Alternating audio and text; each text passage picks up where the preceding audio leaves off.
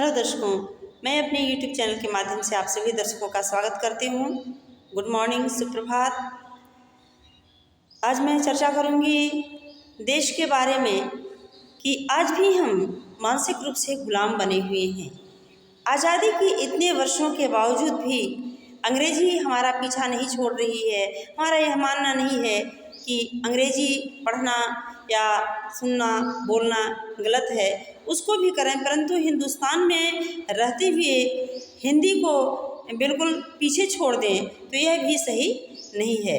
क्योंकि हिंदुस्तान में के लिए जो हिंदी है वह आत्मा की तरह है, वह प्राण की तरह है। किसी शरीर से यदि प्राण को निकाल दिया जाए तो जिस प्रकार से शरीर की स्थिति होती है, वही यदि हिंदुस्तान से हिंदी को ही समाप्त कर दिया जाए तो वही कंडीशन बिल्कुल होगी।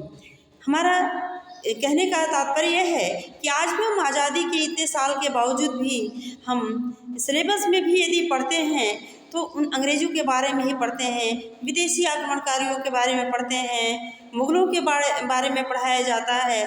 परंतु क्या ऐसा नहीं लगता कि जो हमारे देश के लिए मर मिटे हैं, आज हम इस आज़ादी की हवा में जिस प्रकार से सांस ले रहे हैं, हम विकास कर रहे हैं, इसके लिए हमारे जो शहीद हैं, जो हमारे देश के लिए मर मिटे हैं, क्या उनके सम्मान में उन्हें भी याद करने की आवश्यकता है?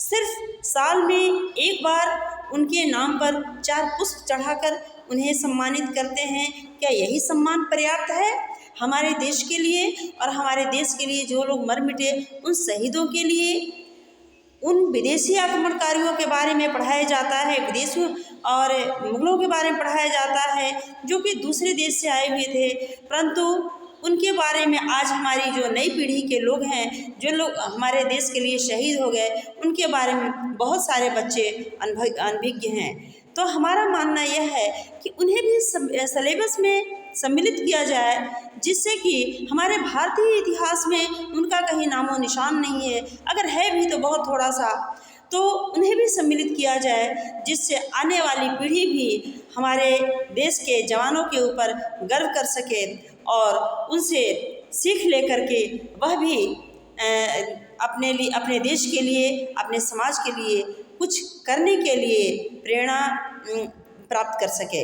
तो और भी इस प्रकार से ऐसे ही कुछ रामायण हैं, महाभारत हैं, चाणक्य नीति है, जो भी चीज़ें अच्छी चीज़ें हैं उन्हें भी सम्मिलित करके हमारी आने वाली पीढ़ी को इनसे अनभिज्ञ न रखा जाए और इन्हें भी जानकारी प्राप्त होना चाहिए कि हमारे देश में कैसे कैसे लोग थे।